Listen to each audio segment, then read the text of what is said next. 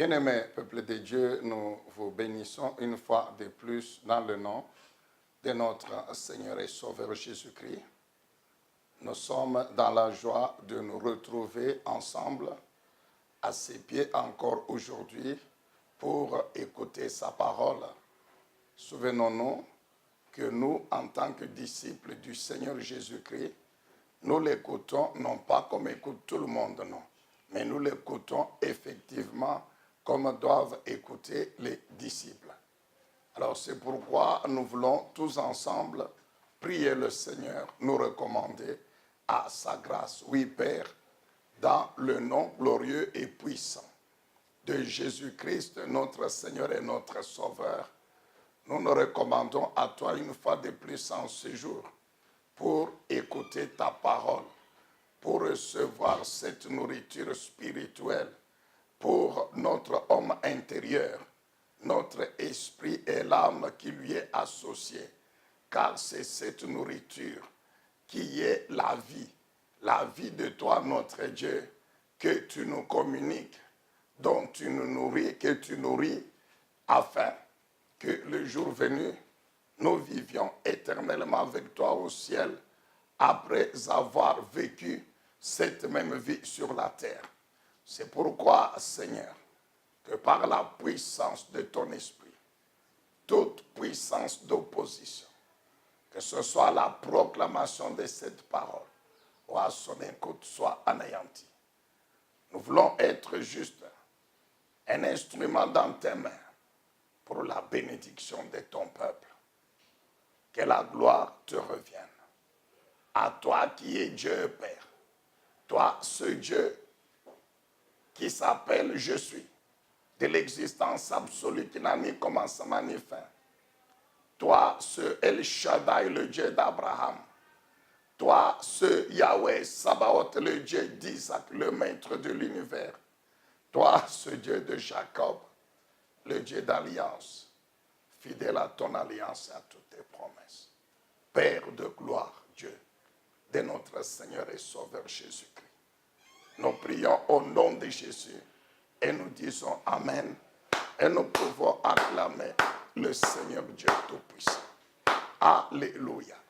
Bien-aimés dans le Seigneur, nous nous retrouvons encore aujourd'hui pour continuer à écouter le Seigneur sur sa main, sur l'œuvre de la puissance de sa main. Et ceux qui nous ont suivis la fois dernière, nous avons parlé sur la main de l'Éternel notre Dieu, sur tous ceux qui lui ont consacré leur vie. La main de l'Éternel notre Dieu, sur tous ceux qui lui ont consacré leur vie. Et nous avons compris que ceux qui consacrent leur vie à Dieu, ce sont les chrétiens véritables. Ce sont les justes. Ce sont les enfants de la lumière. Ce sont les enfants, les chrétiens qui sont lumière, enfants de la lumière. Ce sont les justes. Ce sont ceux-là qui sont en mesure de consacrer leur vie à l'Éternel notre Dieu. Alors nous avons compris, les justes, c'est qui? Ce sont ceux dont le cœur est pur. Ce sont ceux qui sont saints. Ce sont ceux qui servent l'Éternel. Leur vie, c'est au service de l'Éternel. Parce que quand on parle de la consécration à Dieu, de sa vie à Dieu, il y a la purification de l'homme intérieur, il y a la sanctification et il y a la vie de cet homme, de cette femme consacrée à Dieu. C'est un sacrifice à l'Éternel. La vie tout entière au service de Dieu. Alors lorsque nous lisons Psaume 34, le verset 16, la Bible dit que les yeux de l'Éternel sont sur les justes et ses oreilles sont attentives à leurs cris. Nous sommes partis de cette déclaration du prophète et roi David pour comprendre que la main de Dieu ne peut être que sur la main de Dieu pour faire du bien, la main de Dieu pour bénir, la main de Dieu pour restaurer, la main de Dieu pour guérir, la main de Dieu pour protéger, la main de Dieu pour soutenir dans le combat, donner la victoire. Bref, la main de Dieu pour faire du bien n'est que sur les justes, sur ceux qui consacrent leur vie à Dieu. Les justes, ceux qui ont consacré leur vie à Dieu, c'est eux seuls qui sont héritiers de la main de Dieu, de la puissance de Dieu. Est-ce qu'on peut dire Amen? Amen. Quand David dit que les yeux de l'Éternel sont sur les justes, ça veut dire que la main de Dieu est sur les justes. Là où il y a les yeux de Dieu, il y a sa main. Là où il y a la main de Dieu, il y a sa puissance. Il y a sa puissance qui fait du bien à ceux qui ont consacré leur vie à Dieu. Alors, c'est ici que nous sommes arrivés à la conclusion. Pour nous, chrétiens, enfants de Dieu, si nous voulons que la main de notre Dieu continue à être sur nous, si nous voulons que les yeux de l'Éternel soient constamment sur nous, si nous voulons que les oreilles de l'Éternel soient attentives à nos cris, à nos prières, à nos supplications, alors tous les jours, nous devons prendre la décision de consacrer notre vie à Dieu, d'être juste tous les jours. Et n'oublions jamais que si à notre conversion, Dieu nous a déclarés justes, l'Éternel, notre Dieu, nous a imputé sa justice. C'est pour une seule raison, pour que par la vie de sanctification, nous devenions effectivement justes. Pour que par la vie de sanctification, nous devenions effectivement justes. Amen, bien-aimés dans le Seigneur. Alors, nous sommes partis toujours de cet enseignement, le sermon sur la montagne, de l'évangile de Matthieu. Et si vous permettez, ce matin, si nous relisons encore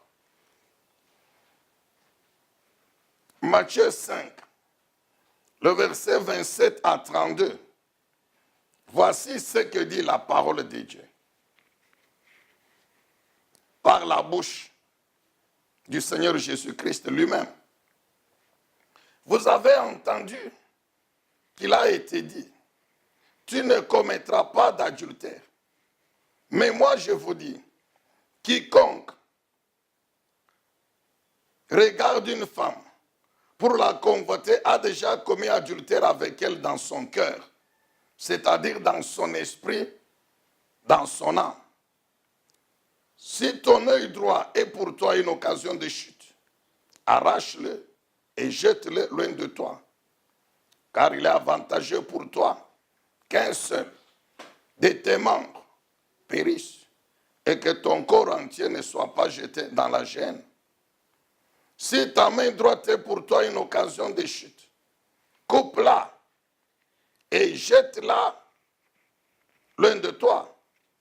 Car il est avantageux pour toi qu'un seul de tes membres périsse et que ton corps entier n'aille pas dans la géhenne. Il a été dit que celui qui répudie sa femme lui donne lettre de divorce. Mais moi je vous dis, quiconque répudie sa femme, sauf pour cause d'infidélité, l'expose à devenir adultère.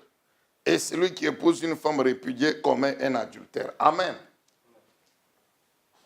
Bien-aimé, dans ce passage, le Seigneur, il continue à parler sur les deux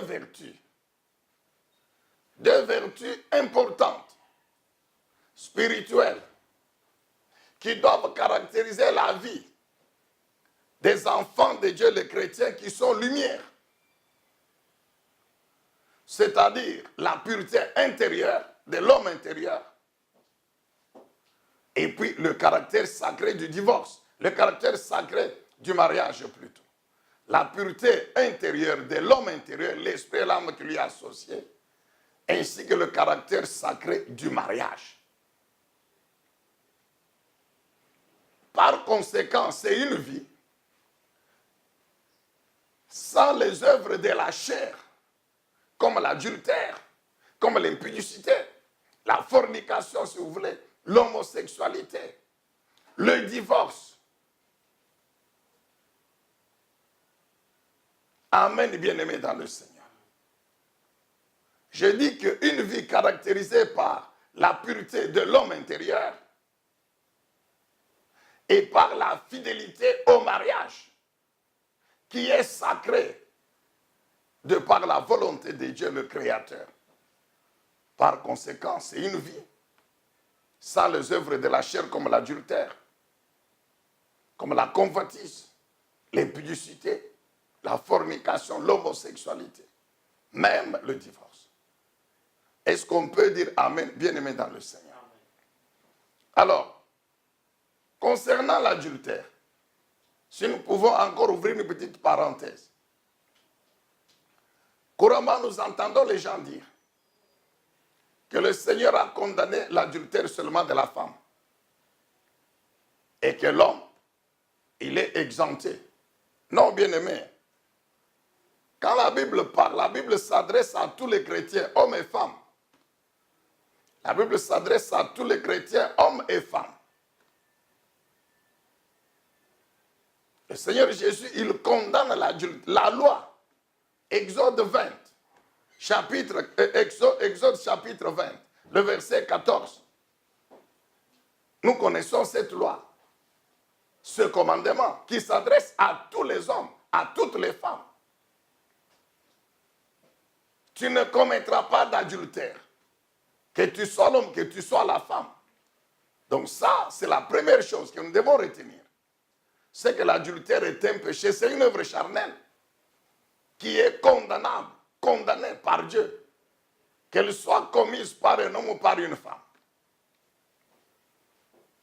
Deuxièmement, toujours contre cette perception des choses ou conception, que c'est seulement l'adultère des femmes que Jésus a condamné.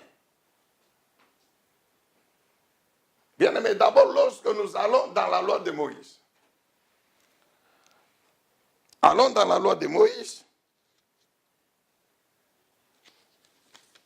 dans Deutéronome 24. Deutéronome 24, nous lisons le verset 1 à 4. Deutéronome chapitre 24. Aujourd'hui, nous sommes très lents parce que c'est un sujet très délicat. Deutéronome chapitre 24, le verset 1 à 4. Voici ce que dit la loi de Moïse. Lorsqu'un homme aura pris et épousé une femme qui viendrait à ne plus obtenir sa faveur parce qu'il aura trouvé en elle quelque chose d'inconvénient, il écrira pour elle une lettre de divorce. Et après la lui avoir remise en main, il la renverra de sa maison. Elle sortira de chez lui, s'en ira et pourra devenir la femme d'un autre homme. Si ce dernier homme cesse de l'aimer, écrit pour elle une lettre de divorce et après la lui avoir remise en main, il la renvoie de sa maison. Ou bien, si ce dernier homme qui l'a prise pour femme vient à mourir, alors le premier mari qui l'avait renvoyée ne pourra pas la reprendre pour femme après qu'elle ait été souillée. Car c'est une horreur devant l'Éternel. Et tu ne chargeras pas d'un péché le pays que l'Éternel, ton Dieu, te donne pour héritage. Amen, bien-aimés dans le Seigneur. Quand nous lisons attentivement ce texte, nous comprenons que cette loi autorise le divorce et ne donne pas comme cause l'adultère. Amen, bien-aimés. Cette loi, elle autorise le divorce, mais elle ne donne pas comme cause l'adultère. Très bien. Alors, quelle est la réaction du Seigneur Jésus-Christ par rapport à cette conception des choses? C'est pourquoi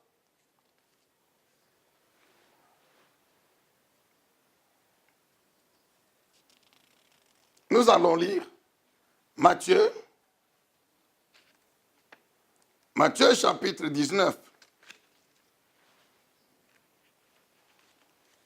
Nous allons dans Matthieu 19. Nous sommes en train de parler sur la pureté intérieure et le caractère sacré du mariage. Matthieu 19.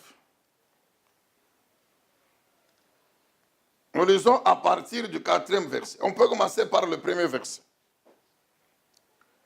Lorsque Jésus eut achevé ce discours, il partit de la Galilée et se rendit aux confins de la Judée, au-delà du Jourdain. Des grandes foules le suivirent et là, il les guérit. Les pharisiens l'abordèrent et dirent pour l'éprouver, est-il permis à un homme de répudier sa femme pour n'importe quel motif? Cette question ici, la Bible dit bien que c'est pour éprouver le Seigneur. Elle fait donc référence au texte que nous venons de lire, Deutéronome 24. Jésus répondit, n'avez-vous pas lu que le Créateur au commencement fit l'homme et la femme, et qu'il dit, c'est pourquoi l'homme quittera son père et sa mère et s'attachera à sa femme, et les deux deviendront une seule chair. Ainsi, ils ne sont plus deux, mais une seule chair. Que donc l'homme ne sépare donc pas ce que Dieu a uni. Pourquoi donc lui dirent-ils? Moïse a-t-il commandé de donner à la femme un acte de divorce et de la répudier? Il leur dit, c'est à cause de la dureté de votre cœur que Moïse vous a permis de répudier vos femmes. Au commencement, il n'en était pas ainsi. Mais moi, je vous dis, quiconque répudie sa femme, sauf pour cause d'infidélité, et en épouse une autre, commet un adultère. Amen, bien-aimés dans le Seigneur. Bien-aimés, que le Saint-Esprit nous aide pour nous comprendre encore davantage sur ce sujet délicat, concernant le caractère sacré du mariage. Donc nous avons dit que l'adultère est une œuvre charnelle qui est condamnable et pour l'homme et pour la femme. Mais malheureusement, dans la conception juive, et même de certaines personnes aujourd'hui, même chrétiens, ce qui est lamentable, l'adultère n'est œuvre de la chair condamnable que pour la femme. Pourquoi? Parce que Jésus a dit, condamnant le divorce tel qu'il était dans la loi, bien sûr le Seigneur, il a donné une explication. Pourquoi Moïse était allé jusqu'à autoriser le divorce? Ce n'était pas parce que c'était la volonté parfaite de Dieu créateur, non. Parce qu'au début, Dieu a créé l'homme et lui a donné sa femme. Et il n'y a que la mort qui peut les séparer. Mais si Moïse est allé, comme on l'a lu dans Deutéronome 24, à autoriser le divorce pour n'importe quel motif, c'est à cause de la dureté des cœurs de vos pères, de vous les hommes. Mais au début, au commencement, ce n'était pas comme ça. Nous reviendrons au commencement. Amen, bien-aimés dans le Seigneur. Est-ce qu'on peut dire encore Amen? C'est pourquoi nous disons que le péché, nous devons nous mettre d'accord, que le péché d'adultère, d'infidélité sexuelle, il est condamnable, il est péché, et pour la femme, et pour l'homme. Encore pour confondre cette conception juive ou d'autres hommes aujourd'hui, nous connaissons, quand nous lisons Jean chapitre 8,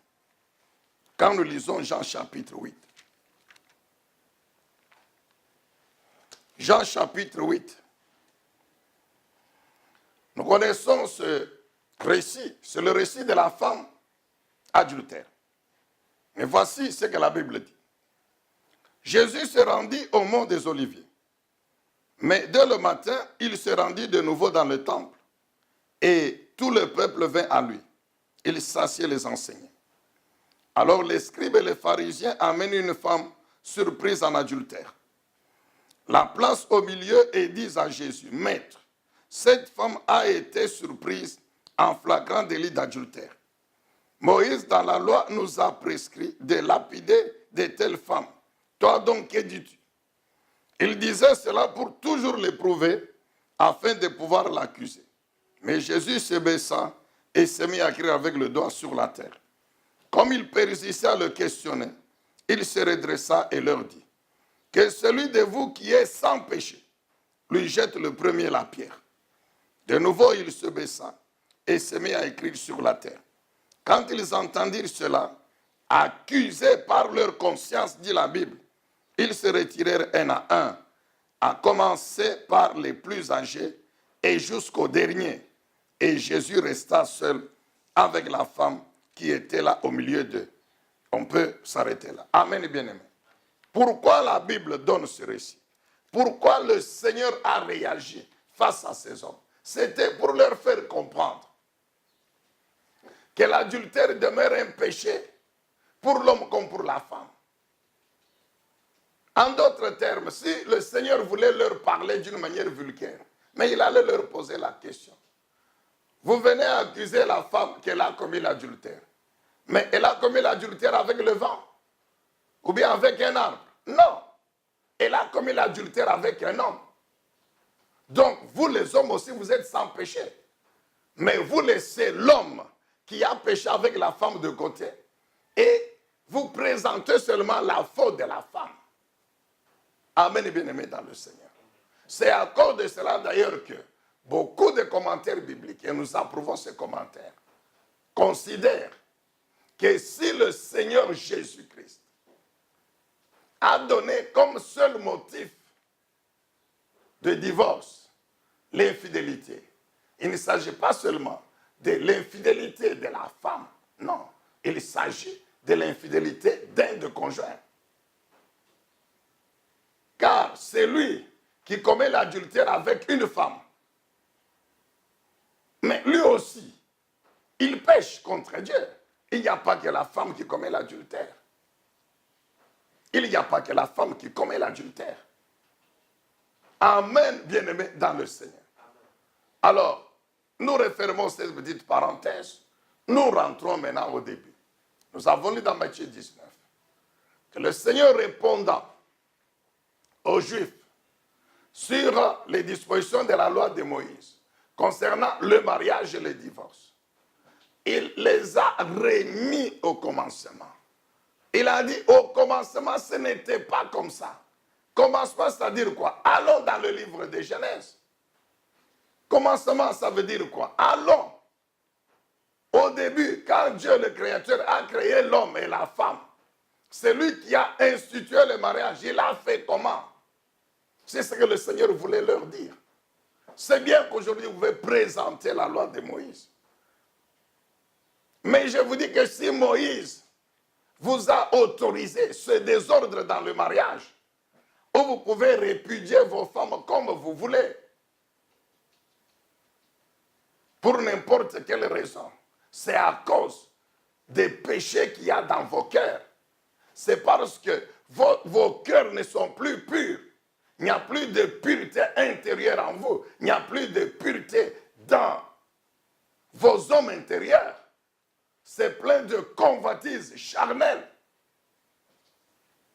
C'est parce que vos hommes intérieurs ne sont plus fidèles à Dieu, à la volonté parfaite de Dieu concernant le mariage. Car s'ils étaient fidèles, mais ils devaient s'en tenir à cette volonté parfaite, bien exprimée dès le commencement à la création. Suivre les choses comme l'Éternel Dieu les a faites, les a créées concernant le mariage et se soumettre à cette volonté parfaite de Dieu. C'est pourquoi il leur dit que ce n'était pas la volonté de Dieu. Donc le Seigneur Jésus, déjà, il condamne le divorce tel qu'il était prescrit, pratiqué en Israël, tel qu'on le voit encore aujourd'hui. Et c'est dommage, même au milieu des chrétiens. Il dit non, ce n'était pas comme ça. Rentrons au début. Quelle est la volonté parfaite de Dieu au début? Mais c'est le mariage monogamique. Un homme et sa femme. Même pas un homme et une femme, non. Un homme et sa femme. Genèse chapitre 2 nous explique comment les choses se sont passées à la création. Et concernant la création de l'homme et de la femme, la Bible nous explique comment Dieu a créé Adam. Adam, homme seul. Dieu s'est rendu compte que cet homme seul ne pouvait pas accomplir toute la mission pour laquelle il l'a créé. C'est pourquoi Dieu commence par lui donner une femme. Et nous savons comment Dieu a fait. La Bible dit, Dieu a endormi l'homme. Il a pris une de ses côtes. J'ai dit bien une. C'est écrit dans Genèse 2, mon frère. La Bible ne dit pas que Dieu a pris 2 côtes de l'homme, non. Il a pris une seule côte. Bien aimé, cela a une signification spirituelle très importante. Ça fait partie de la compréhension du mystère du mariage. Le mystère du mariage. Dieu n'a pas pris 2 côtes, il a pris une seule côte. Et il a créé la femme. Et puis après, il a endormi, il a réveillé Adam. Quand Dieu réveille Adam, cet homme qui se réveille, il lui manque quelque chose, une partie de son corps, la côte. Maintenant, Dieu veut que cet homme redevienne complet. C'est ainsi que Dieu amène Ève. Il réveille Adam et il lui présente Ève. Voici. Et l'Esprit de Dieu qui est dans Adam, avant même que Dieu ne fasse des commentaires, ne parle, cet esprit révèle à Adam que celle que tu vois là vient de toi. Amen, bien-aimé dans le Seigneur. C'est l'Esprit de Dieu dans Adam qui lui inspire cela, qui lui donne la révélation que la personne qui est dans les mains de l'Éternel Dieu devant toi, c'est une partie de ton corps, c'est toi-même, c'est la même nature humaine que toi, vient de toi. C'est pourquoi Adam ouvre la bouche, il dit, os de mes os, chair de ma chair. Il dit, on l'appellera femme, de même qu'il venait de donner le nom aux animaux. Voici le nom que Adam donne à la femme. À Ève, il dit, on t'appellera femme, qui signifie tirer de moi. C'est ainsi que dans la terminologie hébraïque, quand on parle de l'homme, Adam, on parle de Ish. Et quand on parle de la femme, on parle de Isha. Vous voyez? Donc, même nature. C'est l'être humain que Dieu vient seulement descendre en 2 personnes humaines, 2 corps différents. Mais c'est le même être humain. En d'autres termes, qu'est-ce qu'on peut encore comprendre? Avant que Dieu n'endorme Adam, ne tire la côte, mais Ève était dans Adam. Comme pour dire, nous l'avons toujours dit, et nous croyons qu'on n'a pas tellement tort, qu'avant que la Ève ne soit formée par Dieu, Adam homme et Adam femme, si vous voulez, les 2 étaient dans un même corps. L'homme masculin, l'homme féminin, je veux dire cela. Les 2 étaient dans un même corps. Les 2 étaient dans un même corps. C'est pourquoi Dieu a endormi et il a pris la côte et il a formé Ève. Et d'un seul corps, il y a eu 2. Oui, d'un seul corps, il y a eu 2. Quand Dieu a réveillé Adam, il y a eu le corps d'Adam et le corps d'Ève. D'un seul corps, il y a eu 2. C'est ça le mystère du mariage. Alors c'est ainsi que au verset 24 de Genèse 2, le Seigneur, il établit cette loi fondamentale à 3 actions. Il dit, désormais, tout homme quittera son père et sa mère, s'attachera à sa femme, et les 2 deviendront une seule chair. Amen. 3 actions dans cette loi. Quitter, s'attacher, devenir. Ce n'est pas un enseignement sur le mariage, non. Nous voulons seulement ressortir le caractère sacré. C'est ce qu'on n'a pas le temps pour expliquer. Quitter, ça veut dire quoi? S'attacher, ça veut dire quoi? Devenir. Mais nous devons comprendre une chose. Que quand l'homme a quitté ses parents, quand il s'est attaché à sa femme, c'est pour que le processus de devenir une seule chair commence. C'est ça. Le jour que l'homme et la femme commencent à vivre ensemble, comme mari et femme, époux et épouse, automatiquement, bien sûr, lorsque nous savons plusieurs étapes, il y a la femme, les deux familles, il y a l'État, il y a l'Église.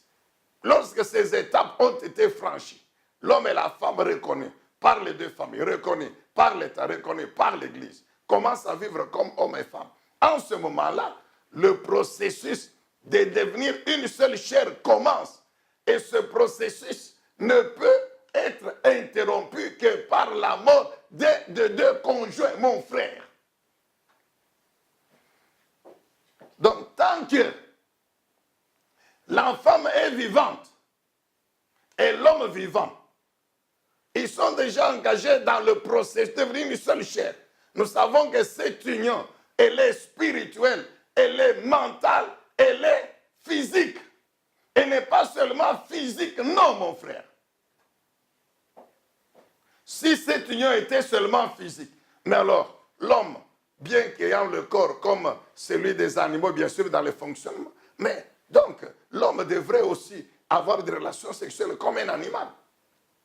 Et c'est ça ce que le diable fait. C'est ça ce que le diable est en train de faire. C'est pour amener l'homme à se comporter sur le plan sexuel comme un animal. Parce qu'un bouc, lorsqu'il a grandi et qu'il se retrouve dans l'enclos avec la chèvre qui lui a donné naissance, mais pour le bouc, c'est sa femme. Nous savons. Le bouc ne sait pas que cette chèvre ici, c'est elle qui m'a donné naissance, c'est ma mère, je dis entre guillemets. Le bouc ne sait pas. C'est un animal. Le bouc ne sait pas que cette chèvre ici, mais c'est ma grande sœur. Hein? Elle a été mise bas avant moi par la même chèvre, la même mère. Non, entre guillemets, toujours. Non. Et nous trouvons ça en brousse. Dans le monde des animaux, c'est comme ça. Mais l'homme, il est différent de l'animal. Parce que l'homme, il est d'abord un esprit. Il a un esprit, une âme, qui lui permet de comprendre comment il doit se comporter. Et c'est ce que Dieu a tenu à ce que l'homme comprenne. Quand nous lisons les lois de Dieu sur le mariage. C'est pourquoi Dieu a fini par condamner l'inceste. Amen, bien-aimé dans le Seigneur. Mais le diable, son objectif, c'est d'amener l'homme à vivre comme un animal. Et le diable a réussi à amener l'homme à faire même ce que les animaux ne font pas. Comme l'homosexualité. Les animaux en brousse. Les animaux en brousse ne connaissent pas l'homosexualité. Mais comment l'homme qui se dit intelligent, plus intelligent que les animaux, il fait ces choses-là? Comment l'homme fait ces choses-là? Donc le diable a réussi à amener l'homme plus bas même que l'animal. Aujourd'hui, nous voyons, bien-aimés, nous voyons des femmes qui se présentent sur les réseaux sociaux là, avec des animaux et qui sont en train de démontrer que c'est mon mari. Qui disent même si lui ne comprend pas, mais mon problème ce n'est pas qu'il ne comprenne pas. Vous comprenez un peu? Jusqu'à tel point le diable a amené l'homme. Tout ça par son objectif, c'est amener l'homme à désobéir en dehors de la volonté. C'est pourquoi le Seigneur Jésus, il ramène les Juifs, il nous ramène, puisque ça nous concerne aussi aujourd'hui, il nous ramène à la volonté parfaite du Dieu créateur. Nous parlons au nom de l'Éternel, le Dieu qui a créé le ciel et la terre, le Dieu qui a créé l'homme et qui continue à démontrer jusqu'aujourd'hui, c'est lui qui est l'auteur, le créateur de la vie humaine sur la terre. De la vie humaine sur la terre. C'est lui le créateur.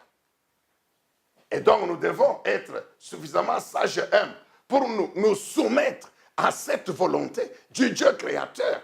Car la Bible est claire. Ceux qui refusent de se soumettre à la volonté parfaite du Dieu créateur, Jésus a dit quoi? C'est pas moi qui vais les juger, mais c'est cette parole ici qui les jugera. Oui, bien-aimés, nous devons faire attention. Donc, voici la volonté donc parfaite de Dieu. C'est que l'homme et sa femme, de l'homme quittera son père et sa mère, s'attachera à sa femme, et les deux deviendront une seule chair. C'est le processus qui commence dès que l'homme et la femme commencent à vivre ensemble. Et ce processus, c'est jusqu'à la mort, bien-aimé. C'est jusqu'à la mort. Donc, il n'y a pas un temps où un homme peut dire, bon, maintenant, le processus de devenir une seule chair avec ma femme est arrivé au bout, est totalement accompli.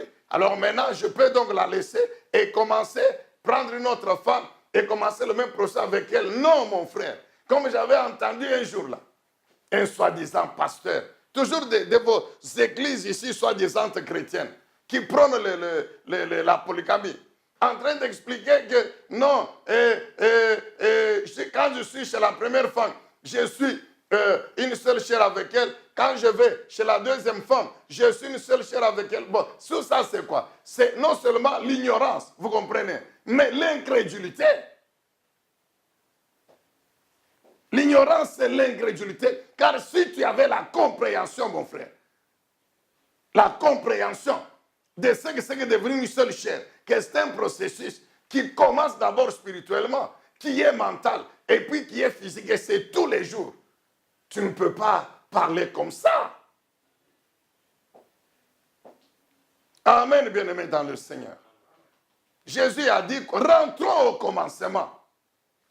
Et le Seigneur a répété, il dit, c'est pourquoi il est écrit, Dieu a établi la loi, que l'homme quittera son père et sa mère, s'attachera à sa femme. C'est une seule côte. Nous avons toujours dit ceci. Pourquoi les polygames sont des gens malheureux? Des gens malheureux. Ils n'ont jamais la paix. Ils n'ont jamais la confiance dans leur cœur.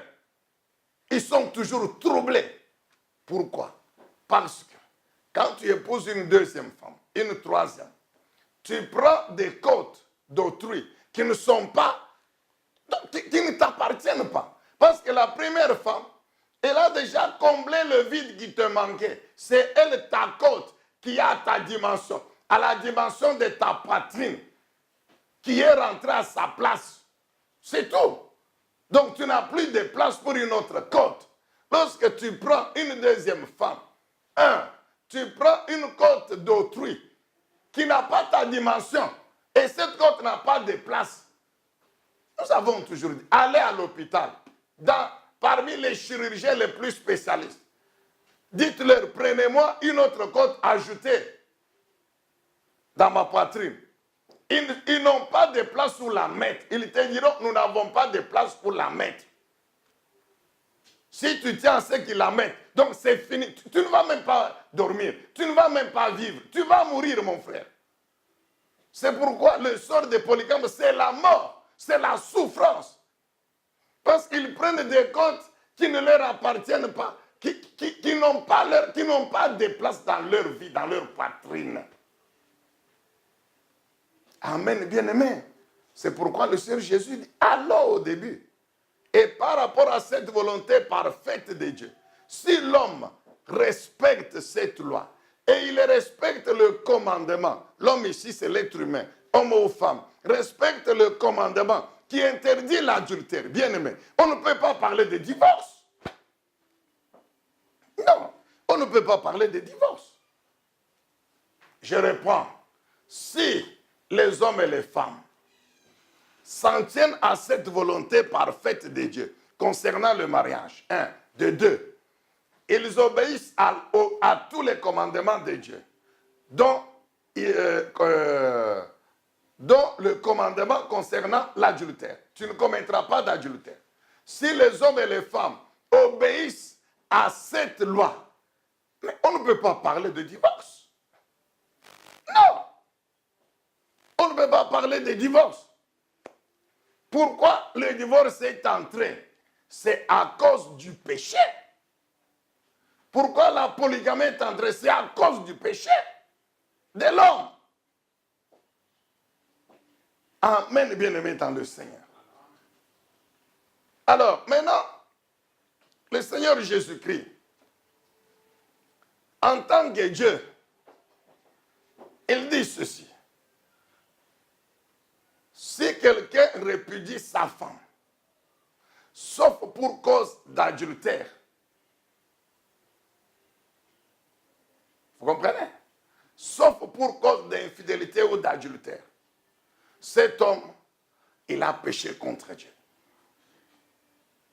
Le Seigneur Jésus, c'est vrai, il autorise le divorce pour l'adultère.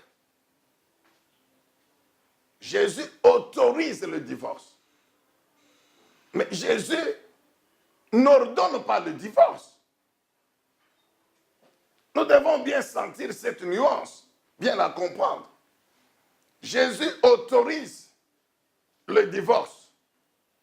La seule cause, c'est l'adultère.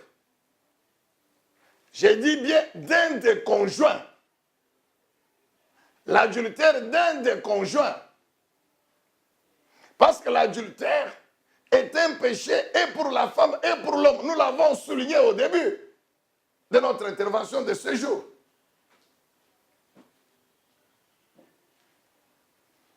Le Seigneur Jésus autorise le divorce seulement quand il y a l'infidélité ou l'adultère. Non pas seulement de la femme, d'un des conjoints. Car le péché d'adultère demeure péché pour tous les hommes et toutes les femmes. C'est pourquoi nous avons lu Jean 8.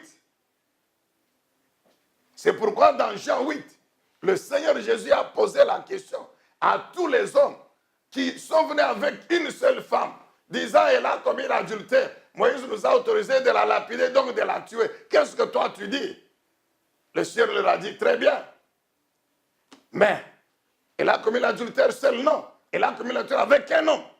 Peut-être il est parmi vous. Vous voyez un peu ce que les hommes en font? Ils laissent l'homme. Mais ils amènent la femme. Comme si la femme a commis l'adultère. Avec leur nom, mais c'est avec un homme commun. Alors Jésus leur a demandé, oui, très bien, vous voulez la lapider bien, mais que celui qui reconnaît parmi vous les hommes là, qui n'a jamais péché, qui n'a pas commis ce péché ici d'adultère. En d'autres termes, celui qui reconnaît que la femme ici a commis l'adultère, non pas avec un homme comme vous, qu'il soit le premier à lui jeter la pierre. La Bible dit quoi? Leur conscience les a reprochés. Et ils se sont retirés un à un. C'est ce qui permet de conclure que le seul motif que le Seigneur Jésus autorise de divorcer, c'est l'infidélité d'un de deux conjoints, homme ou femme. Alors maintenant, aujourd'hui, qu'est-ce qu'on trouve? On trouve les hommes. Dès que sa femme a commis l'adultère, c'est fini. Il appelle toute sa famille, il appelle les amis. Très bien.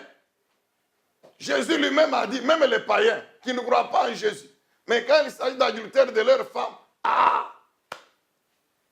là, il s'appuie sur la parole de Dieu. Très bien. Mais laissons les femmes faire aussi la même chose. Ah oui. Je veux dire quoi? Lorsque une femme constate que son mari a découché, il a commis l'adultère avec une autre femme, elle a aussi le droit de divorcer. Elle a aussi le droit de chasser l'homme. Elle a aussi le droit de quitter l'homme. Oui, bien aimé dans le Seigneur. Allons jusqu'au bout. Allons jusqu'au bout. Si l'homme qui a commis l'adultère avec la femme d'un X, si la femme qui a commis l'adultère, je voulais dire, avec l'homme, est condamnable, maintenant son mari la chasse, mais la femme de l'homme qui a commis l'adultère avec elle doit aussi chasser l'homme. Elle en a aussi le droit. Mais c'est à cause de la fragilité des femmes, de leur faiblesse, que les pauvres se soumettent, ne savent plus rien faire. Elle est impuissante face à l'infidélité de son mari.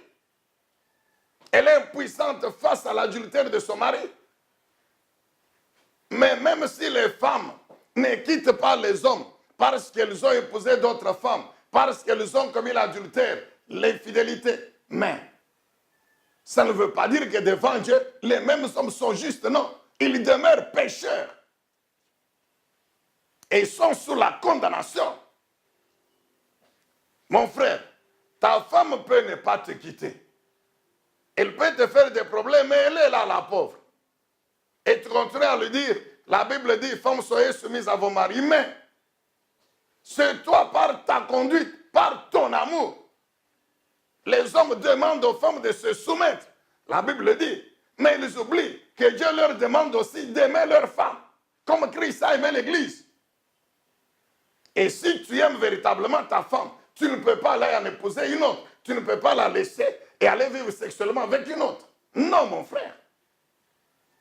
Soyons conséquents. Amen, bien-aimé dans le Seigneur. Est-ce qu'on peut dire encore très bien Amen?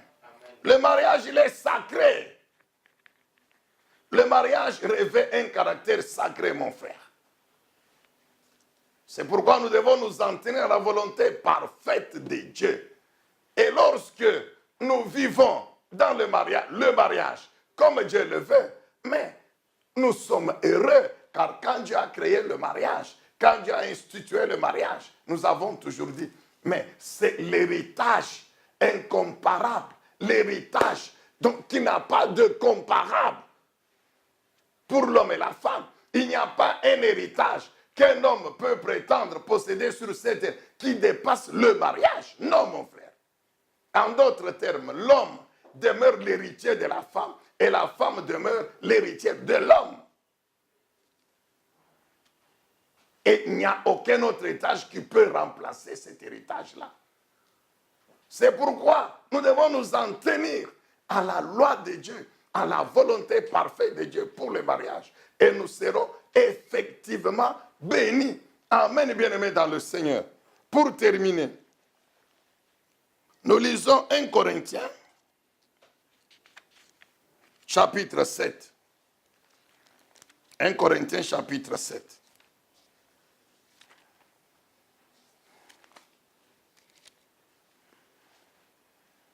« 1 Corinthiens chapitre 7.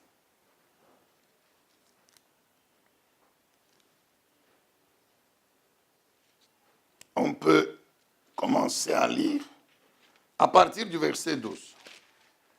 Nous savons que l'apôtre Paul revient beaucoup sur le mariage.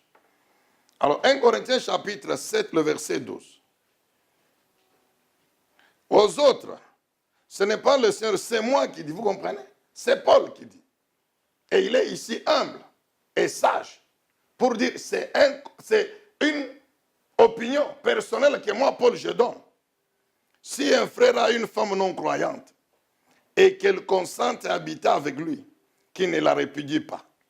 Mais si une femme a un mari non croyant et qu'il consente à habiter avec elle, qu'elle ne répudie pas son mari. Car le mari non croyant est sanctifié par la femme et la femme non croyante est sanctifiée par le frère.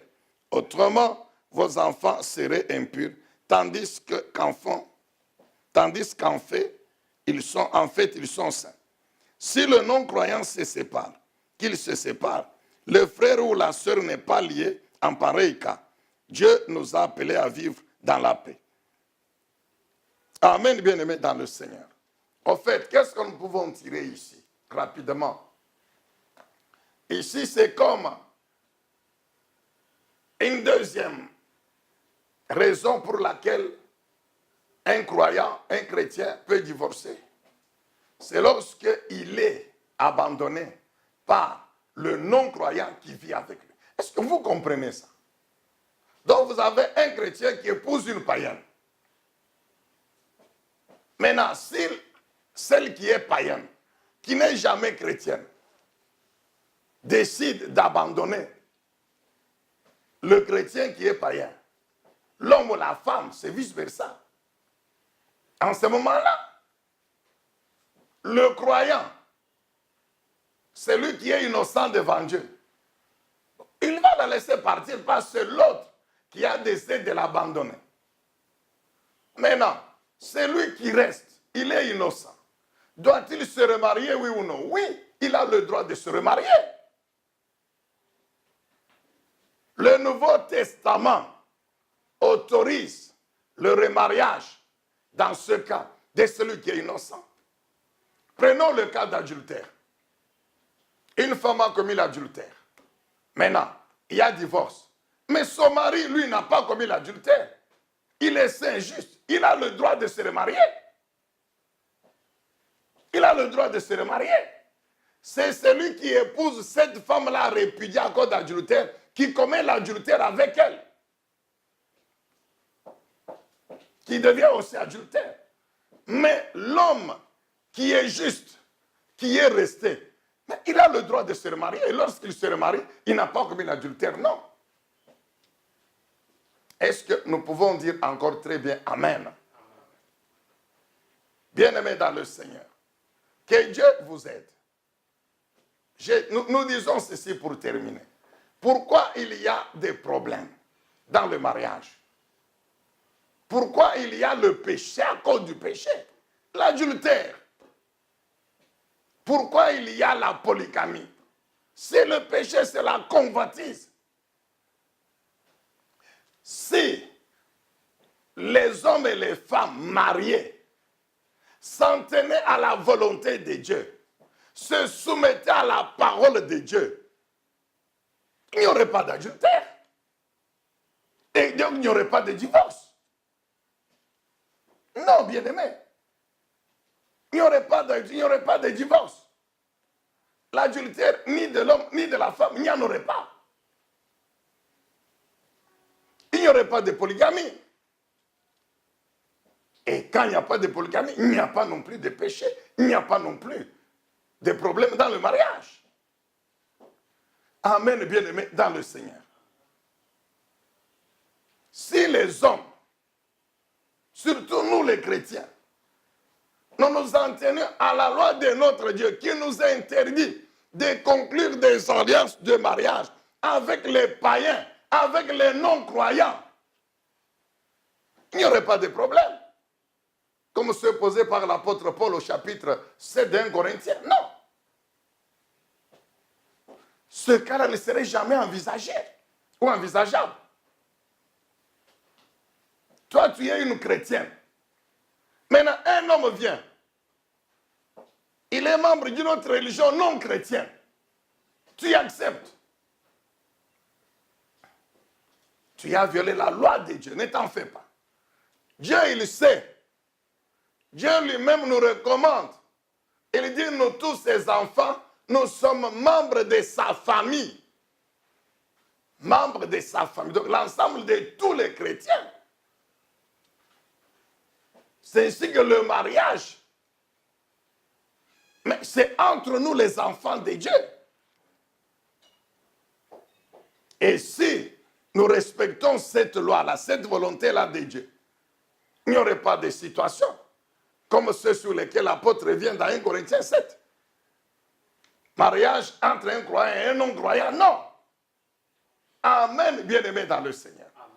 Que Dieu soit loué, que Dieu soit béni. Nous voulons, nous les enfants de Dieu, nous, dont les vies sont consacrées à Dieu, nous les justes, nous voulons que la main de l'Éternel, notre Dieu, demeure sur nous. Nous voulons que sa puissance continue à opérer dans notre vie. Nous avons l'obligation, tous les jours, de nous laisser purifier par la parole de Dieu, de conformer nos vies à cette parole, d'obéir à cette parole, c'est ça la sanctification. Et de consacrer nos vies au service de Dieu. En ce moment-là, notre homme intérieur sera toujours pur. Notre vie sera sainte. Amen, bien-aimés dans le Seigneur. Et nous respecterons toujours la volonté de Dieu concernant le mariage. C'est ça notre prière. Et que le Seigneur puisse vous bénir. Au nom de notre Seigneur et Sauveur Jésus-Christ. Nous disons tous Amen. Est-ce qu'on peut acclamer le Seigneur Dieu Tout-Puissant? Que Dieu soit loué, que Dieu soit béni. Amen.